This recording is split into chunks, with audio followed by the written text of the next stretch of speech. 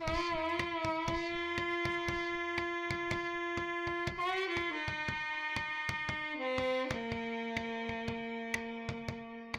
breathe the sky, breathe the sky,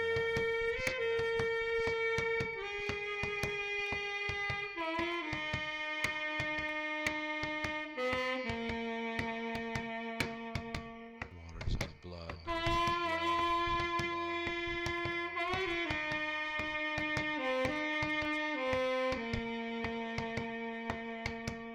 treat it with love, treat it with love.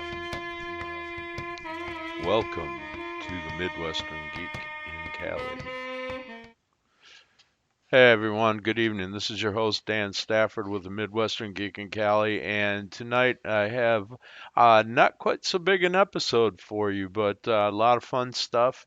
We'll be getting to that in a few minutes here. Just FYI, I'm redoing everything on LBRY. So, some of the episodes that were previously published on LBRY, it's going to take a little bit for me to get those back in order. So you'll find the last 5 or 6, maybe 4 or 5 episodes or so that were posted on the blog on LBRY. The links won't work right now as far as the video portion of it goes. I'm kind of redoing things. I ended up syncing my YouTube channel over to LBRY, and that took about a week to deal with. And the issue was I had a channel on LBRY already with the same name as my YouTube channel, and I want to consolidate everything under one channel.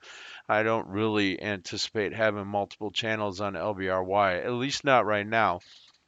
So I wanted to get everything from Midwestern Geek in Cali under one roof, so to speak, on LBRY, because the same publisher can have multiple channels on LBRY. This without having multiple logins like you would have to do with YouTube. So it's going to take me a few days to straighten out all the links on Twitter and on the blog and on the Facebook groups and stuff. But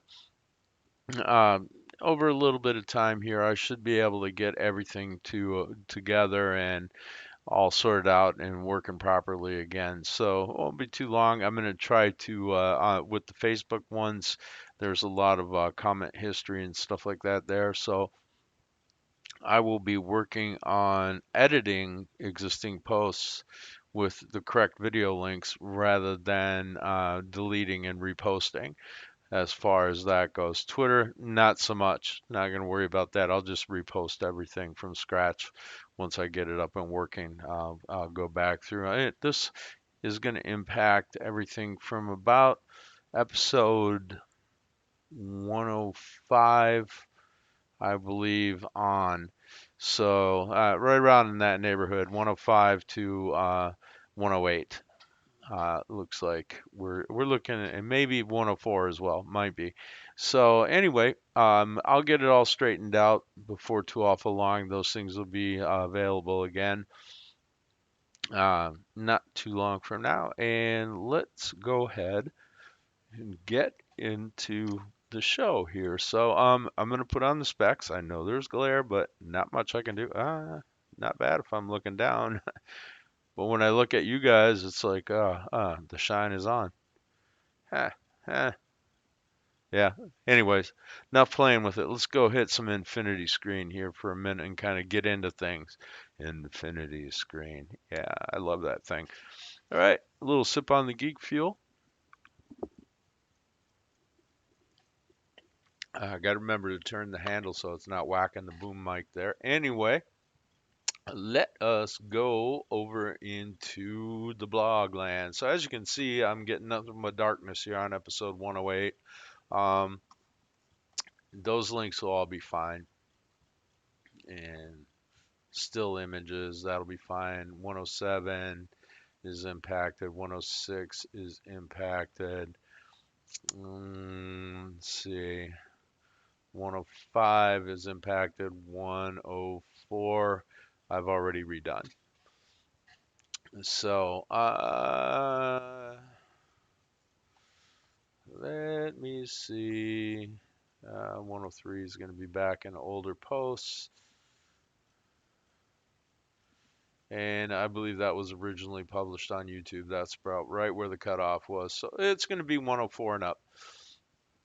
Okay, so for those of you who've never watched before, this is the website. Yes, I use a Blogger blog for this website. It's pretty simple and easy to use. Okay, so just taking a quick peek at my stats as we walk by. Yes, those are all my IT certifications that I have so far. I'm working on a couple more. We'll be having some stuff on that at the towards the tail end. Links, you can find a lot of our online presence, social media, etc. Links to older episodes. Some are organized from the oldest to the newest, and some are organized from the newest to the oldest.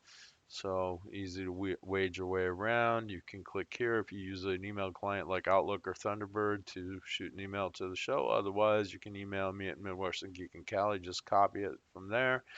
A little intro to the show here, etc. And you can find this site by going to midwesterngeekincali.com. You don't have to type in the blog spot or anything. Just type in midwesterngeekincali.com and here you go. You will end up right here on the top of the front page. So we'll go with that. So let's talk a little bit about tonight's episode. Midwestern Geek and Cali, episode 109. Coming up, Dinosaur DNA and warp drives. Yeah, we have all kinds of cool stuff in this episode. We're going to start off, of course. We still have Cybertrucking. We are going to be seeing some stuff about that. So Elon Musk's million-mile battery dreams are about to come true. This is a really cool article, and it looks like they are really on target here to get this battery tech. Can you imagine a car with 1 million miles on one battery pack? I think you could use the same battery pack in about 3 cars. You're going to have an awful lot of like suspension and body repairs to do before you wear that car out.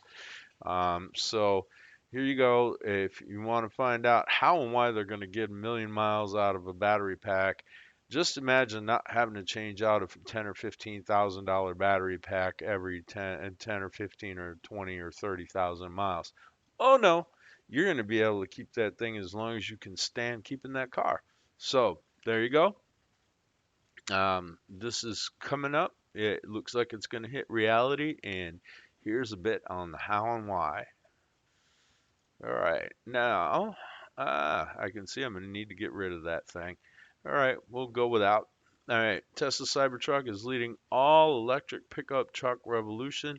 They're talking about the Hummer Electric. They're talking about the Rivian R1T. They're talking about lowered style motors. They're talking about the Badger. They're talking about the Ford F-150 electric. They're also, of course, talking about the Cybertruck, my favorite. I'm a big Back to the Future fan, so I love that looking Cybertruck, and someday I'm gonna have one, I swear. But anyway, this is a really cool article with a lot of comparison notes between them all, and a lot of op-ed going on, and maybe a little bit of polling. So you might want to take a look at that. And then here we go. We're talking 40-ton electric truck. It's dynamically wirelessly charged. Now this is interesting because wireless charging that works on resonance in electrical components, but it's kind of like how your electric toothbrush gets charged.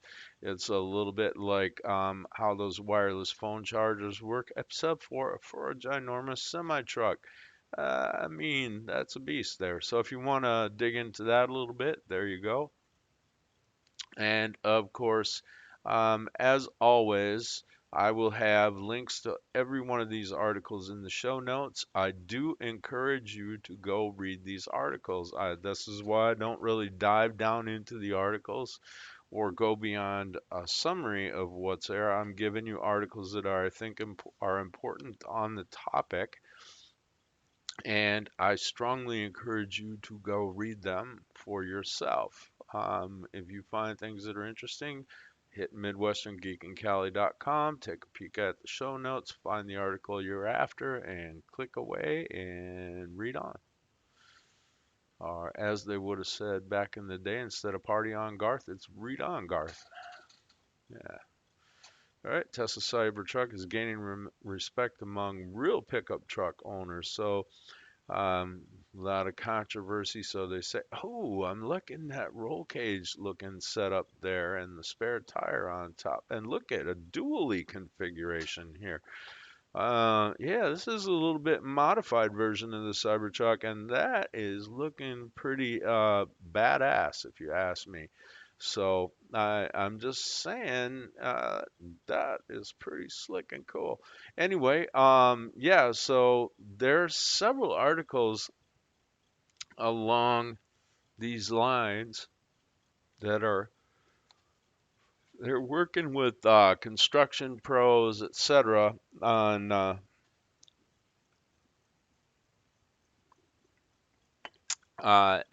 testing out, test marketing the Cybertruck, and apparently it's going very, very well.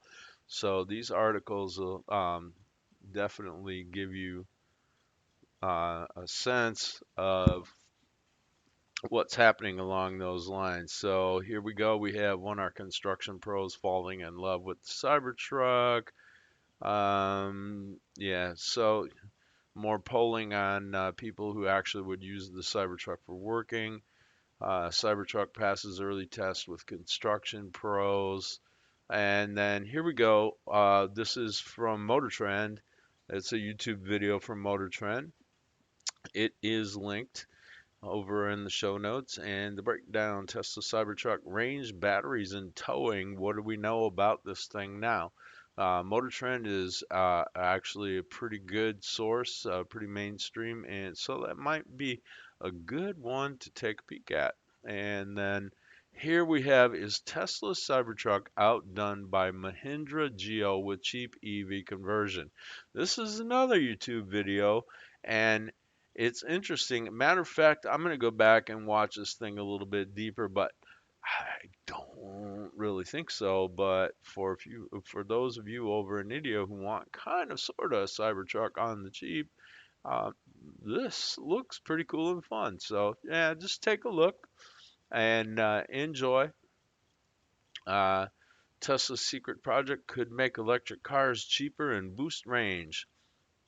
Of course, we're coming down to Tesla working on battery technologies. Tesla is massive in battery innovation.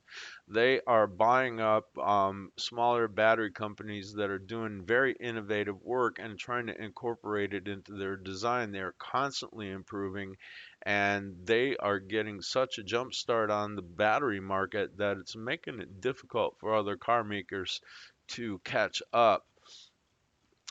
Doesn't rule it, don't rule it out though, because it's pushing the other car makers to very hard to work on battery innovation. So you should be seeing over the next 5 years some significant improvements in battery. And here's an article on exactly that topic. So it's a good one to check out. And of course, Audi is getting in the act. They're unveiling a new e-tron S. Claims will be first electric cars worldwide with three motors in mass production. It's pretty cool looking, if you ask me. I'm still wanting the Cybertruck, but if I were going for a sedan type thing, I would definitely go with that. Here we got oilprice.com, EV battery breakthrough, twice the range, 5 minutes to charge. There, again, battery technology just going to town. So, improvements in batteries are coming left, right, and sideways because Tesla is really, really pushing it, and the rest of the market is getting dragged, kicking and screaming into electric heaven. So cool. Kevin Rook, the genius of Tesla superchargers, that's really making it easier for people to drive electric vehicles, and there's a lot more in depth on this. So definitely go in and check it out. And here we go. This is a little bit off the electric car topic, but definitely on the battery topic.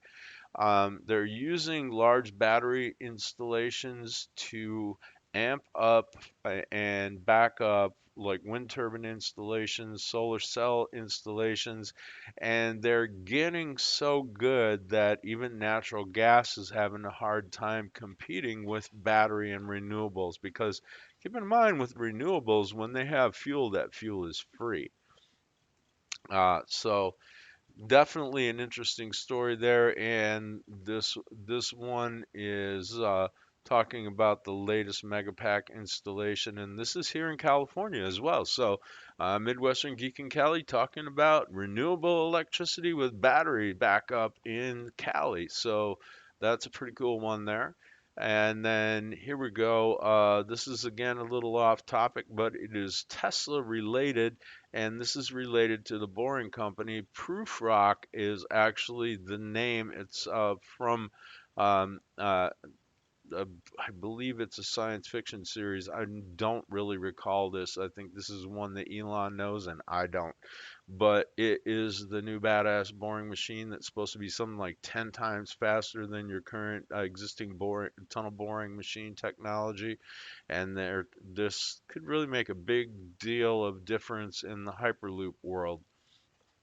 So you want to talk 700-mile-an-hour Hyperloop tubes heading from, say, LA to New York in 4 to 6 hours. You're talking some serious stuff here with this if it really ramps up.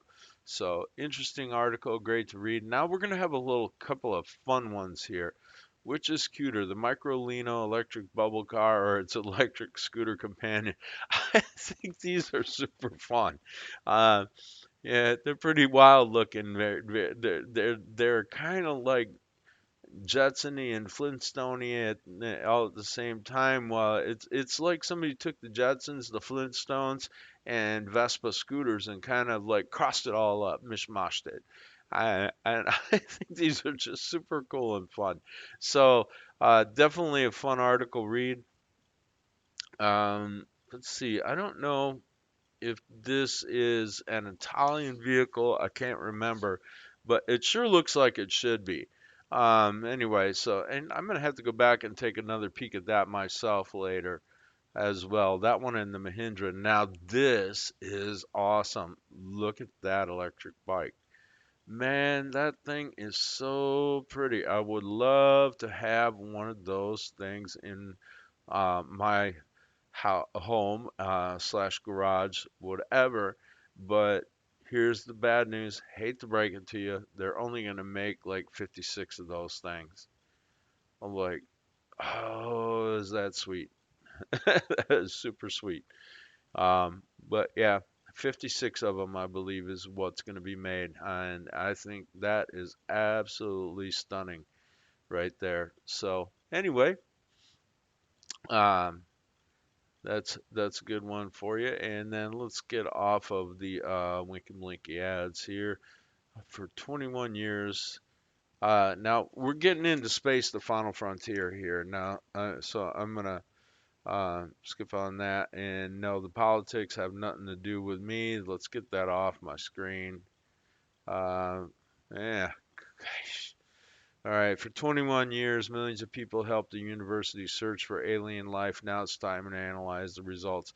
All right, so this is talking about SETI at home. SETI at home, what that was, I actually did this for a while in the early 2000s. I would say I want to say around the 2000, 2001, 2002 era, back when it was Windows XP.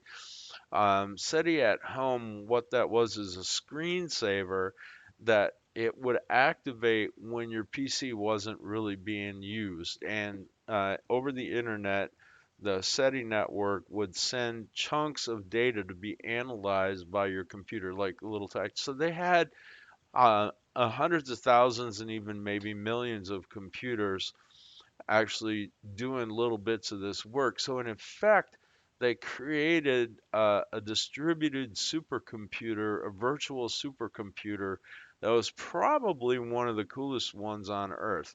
Now, SETI is the search for extraterrestrial intelligence, and they are analyzing radio data from all around the universe, or at least the parts that they were able to look at with the big radio telescope. And there's so much data that they are having to kind of like shut it down. They're going to be backing down and not sending out any new work to the SETI at home screensaver folks that are still running that as of I think the end of this month, and they are going to start really deep diving on and analyzing the results of that data, and getting it in a readable format. So this is really really cool. Was a great 2 decade plus run on citizens helping with science, comparable in its way to amateur astronomy. So this is a really big, cool deal, and one that's near and dear to my heart. I helped out a little bit with this way back in the day. Of course, I stopped doing that around 2004. Maybe because Windows XP computers were really up to snuff back when it was like a Pentium 4. Anyway, scientists, NASA rover has found evidence of ancient life on Mars. Uh, they don't, now, keep in mind they say evidence, not proof. There's a difference between those two words. So don't let the sensationalism sidetrack you here.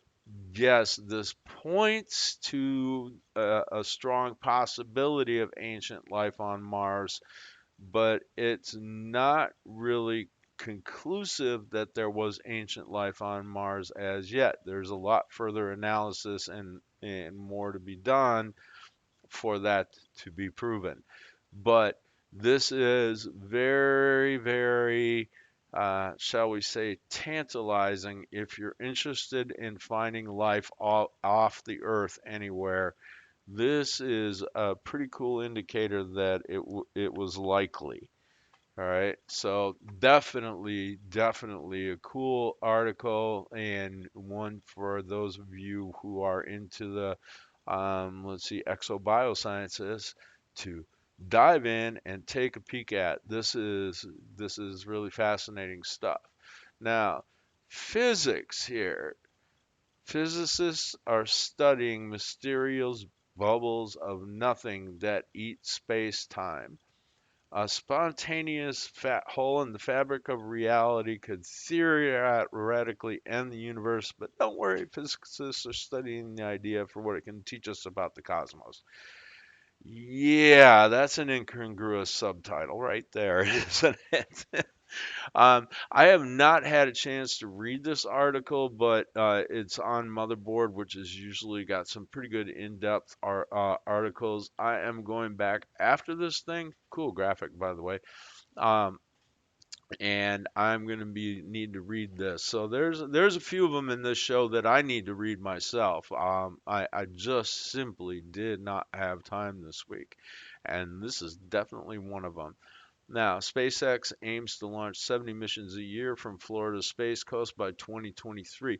We are talking Starship. This is not the Starship that they're showing here. This is a smaller rocket. Uh, but well, maybe they are there. Maybe they're talking about some of the smaller rockets going at those numbers. But Starship, they're talking about doing even more than that. This is for the Starlink satellite mega constellation. Of course, Starship is more about colonizing Mars. Uh, I am telling you, Elon Musk has some seriously, seriously ambitious space plans. And if anybody's going to get it done, this guy is, because almost by force of sheer will, he is dragging the world kicking and screaming into the future of what space could and should be for the human race. Just saying. Um, Very cool article there. And here we go. Relativity Space will 3D print rockets at new autonomous factory in Long Beach, California. Meanwhile, SpaceX is also going to be doing a Starship factory in Long Beach. So this is really cool for you space cadets out there like me. You might want to check this out. And SpaceX's Starship SN1 prototype blows up during pressure test on the Texas launch pad and with video. And Sad, but a learning curve. This is way early in the Starship game. I'm sure they will figure out what the heck happened and fix it. This is part of, building and designing new rockets. This is why they do such extensive testing on new rockets as they're getting ready to be um, fully deployed.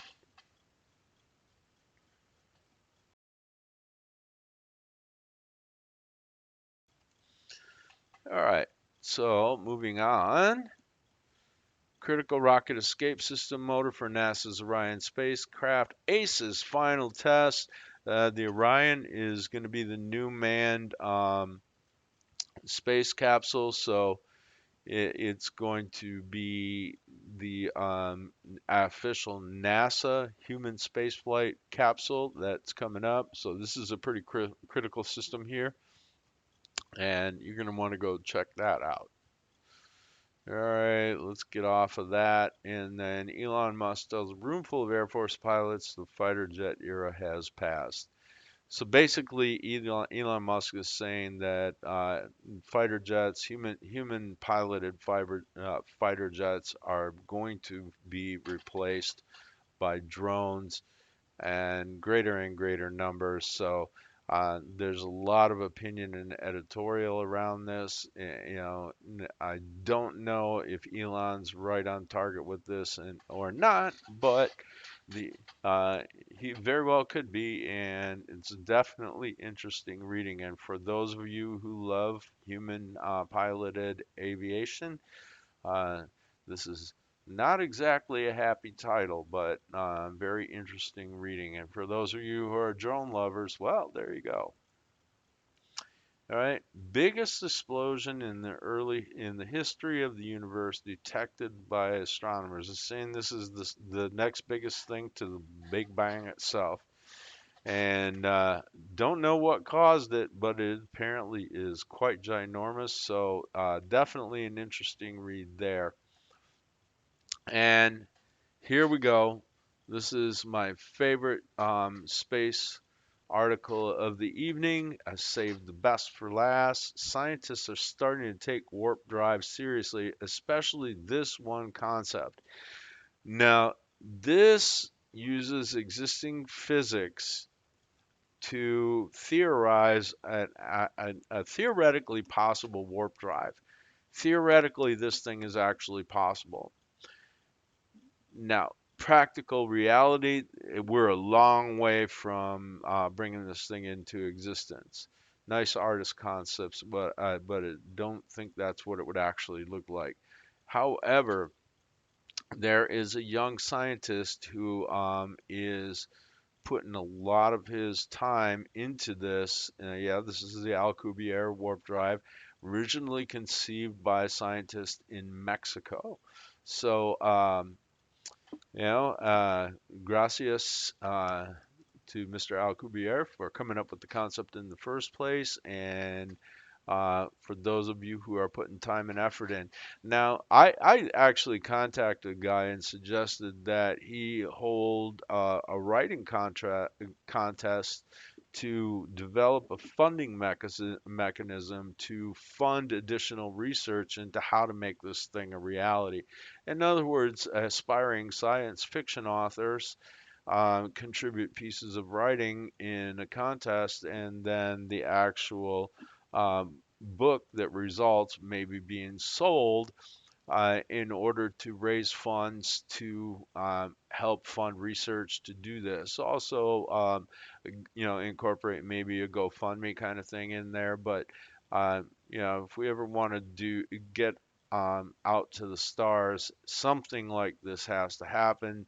This is the most feasible thing along those lines that we actually know of. It's the one that really has a basis in conventional physics, and it's definitely worth a read, and maybe a little moral support or even financial support if you can figure out a way to do that. All right, now we're getting into the science articles here, and I call this a mad scientist zone. And here we go. Cartilage cells, chromosomes, and DNA preserved in 75 million year old baby duck-billed dinosaur. We actually have some dinosaur DNA. Um, don't know anything about the possibility of cloning a dinosaur from this because this DNA is millions of years old, and it may be much too damaged for that to happen. But it could, if we can find more discoveries along this lines, it could lead to possibly the synthesis of dinosaur DNA and possibly cloning via bird eggs. You never know. I mean, this is one case where the baby being way bigger than the mother isn't likely to be an issue because dinosaurs came from eggs and so do birds, and they think birds are related to dinosaurs. So one has to wonder about the future, but it's a fascinating story and probably one of the most significant dinosaur finds, if probably since the skeleton of the T-Rex and maybe even more than that. So it is a big deal in dinosaur science, pardon the pun. Uh, All right, so unconscious patients can now speak with brain computer interface tech. This is kind of interesting. I keep thinking that they're going to come up with non invasive technology to allow the human brain to interface with machinery and computing. And I think this is heading right down that path. And, you know, let me see. How should I put this? Resistance is futile. Um, yeah, I think cyborgs are fast approaching, and this is a fascinating offshoot of that particular um, thing. So I'm not going to dive into it too much. Obviously, if the person's not conscious, they can't really full on communicate like speaking while they're unconscious. So, but it's certainly an interesting article. And the next one up, here we go. 114-year-olds converted to pluripotent stem cells. That is, sorry about bumping the boom there, but that is absolutely fascinating. There's a company called Ajax, and they've taken supercentenarian cells and reversed the age of the cells. And wow, here we go. If you remember a few episodes back, told you about a blog I'm doing called Getting 30. Well, this definitely belongs on that blog. I am just amazed by that. Here we go with the Winky Blinky stuff. You know, distractive websites. It's the norm in web design right now, but when are we ever going to get back to distraction-free coolness? Just anyway. Um, so definitely this is heading in it's amazing to me what's happening right now in very short periods of time in anti-aging research, and this is a big freaking deal. So definitely go check it out. Now we're going to get into PCs and computing and other technology. So install and use Wireshark on Ubuntu Linux. All right, Wireshark is an open source packet sniffer and network analyzer. So here's the thing, right? You're sitting in a Starbucks, you got Wireshark on your Linux machine. You're sitting there, and everybody's on that open Wi-Fi unless they're using a VPN, a virtual private network client on their computer. Everything they're sending back and forth is in clear text. Now, Wireshark is more intended towards analyzing the wireless signals, what devices are attached to the network, and basically troubleshooting and fixing problems with the network. but it can also be used in a different way to analyze actual traffic on the network. So just, yeah. So for you troubleshooters out there who are going to use this for good purposes, that is awesome. And of course, be aware that the hackers out there are going to go after it. So research virtual private network. It's a thing that consumers should be doing, especially in hotels, coffee shops, restaurants, etc. All right, and take that from someone who teaches IT and who's been in geeking and teching for probably 40 years anyway. So just saying. Okay. So here we go. How to build a web scraper with Python, step-by-step guide from Angelica Dietzel.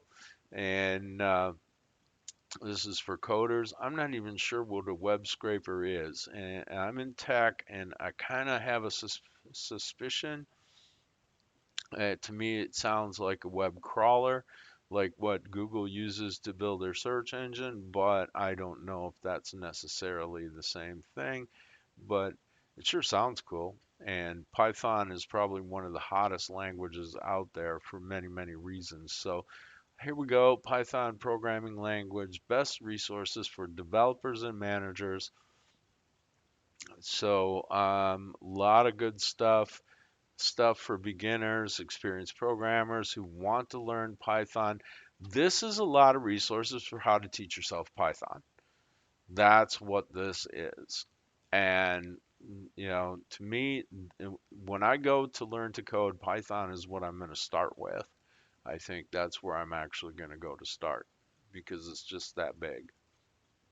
And by the way, Python is in the background on a lot of Linux distributions as well, which I think is going to become a bigger and bigger deal. All right, how to install Rust on Linux. Rust is another programming language and it is available for free, so you can install it on Linux. And if you want to learn how to program in Rust, well, install it on your computer and then find some tutorials and get going. All right.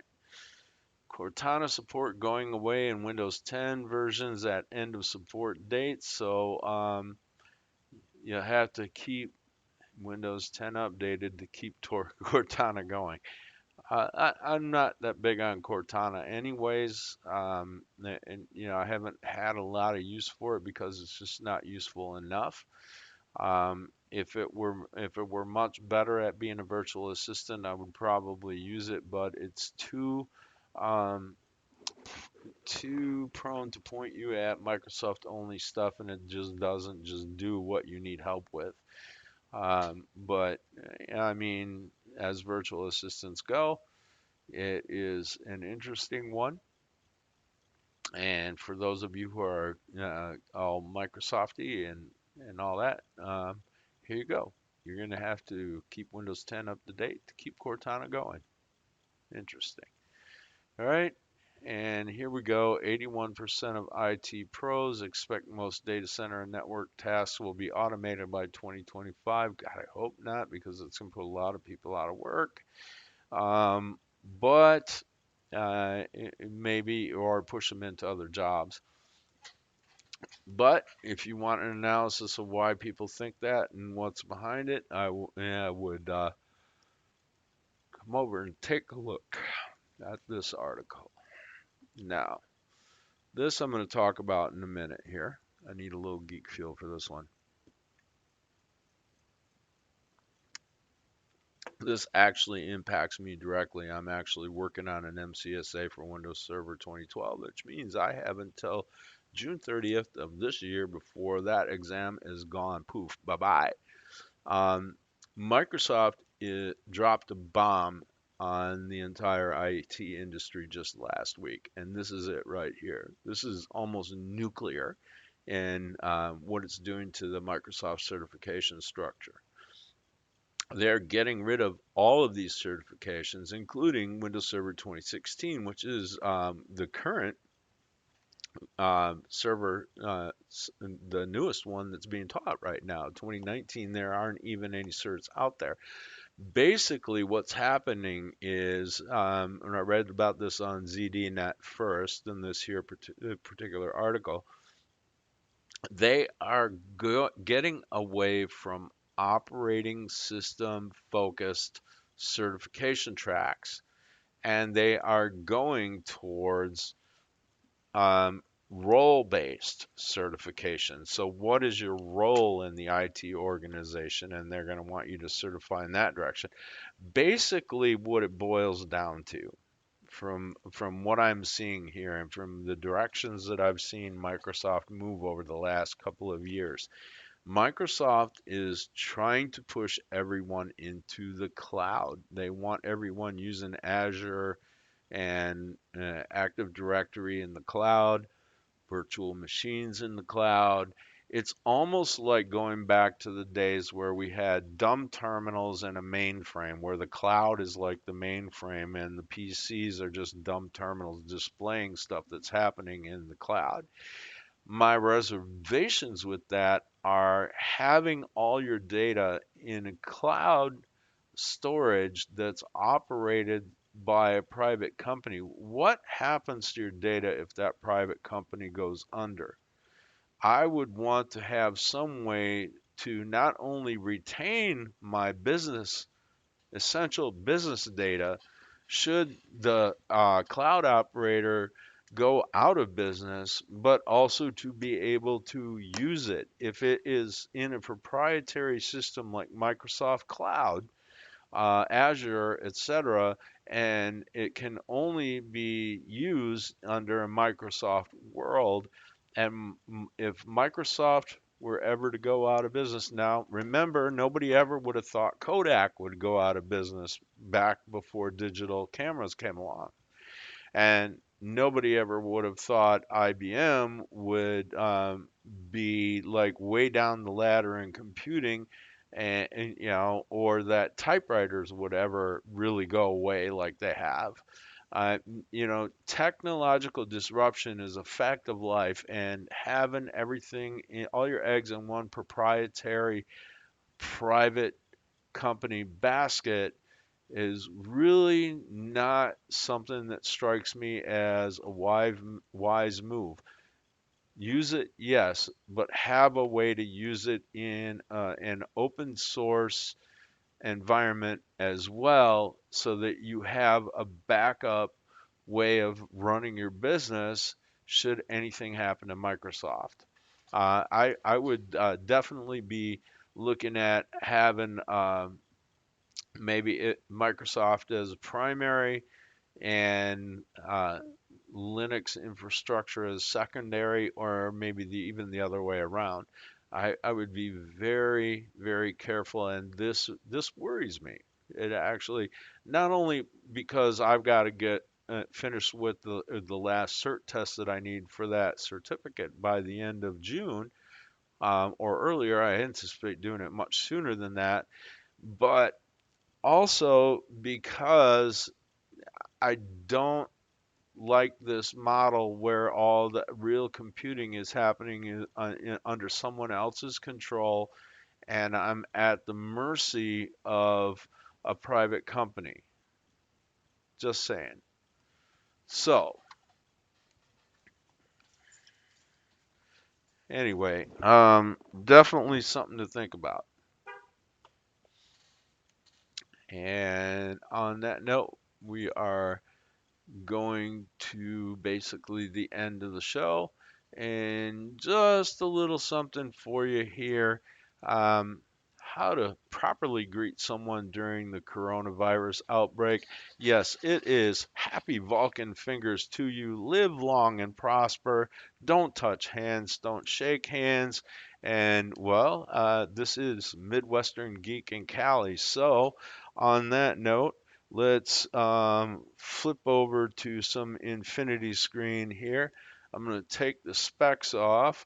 We'll go back over to me being on the screen here for a sec, and I promise you I will be getting after getting all those other episodes fixed and back in working order. And I want everyone to be careful out there. Don't freak out as much as they say, but just be careful. Here we go. I'm touching my face. Yeah, that's a human thing to do. How are you going to avoid that? Your face itches, you're going to hit it before you can even think. I mean, it's just human instinct. So, hand washing, that's a great one. Not touching hands with other folks, excuse me, and stuff. Being careful about what surfaces you touch. Watch out for elevator buttons and stuff like that. Maybe some brown jersey gloves or something. I don't know. But don't freak out so much about this coronavirus thing either. Don't let it freak you out like crazy. It's not, they're looking at the death rate on this is probably half what the average flu is. So, I mean, it's kind of like having a nasty cold or something like that, from what I understand about it. Yeah, take precautions, be careful, stay home, try not to get other people sick, do the right thing as much as you can, but just don't go all crazy about it. You know what I mean? Just take it seriously, but don't go off your rocker over it. I guess would be my best advice. And on that note, thank you everyone for watching. This has been Midwestern Geek in Cali, episode 109, Dinosaur DNA and Warp Drives. And there you saw it. That was there in the episode. Again, happy Vulcan fingers to you from the Agent of 42. And may there never be a rogue wave in your coffee mug, or in mine for that matter. And you can find us at www.midwesterngeekincali.com or just midwesterngeekincali.com. And you can hit us up on Twitter, Facebook. We've got a YouTube channel, LBRY, Discord, kind of all over the web. And thank you. Live long and prosper.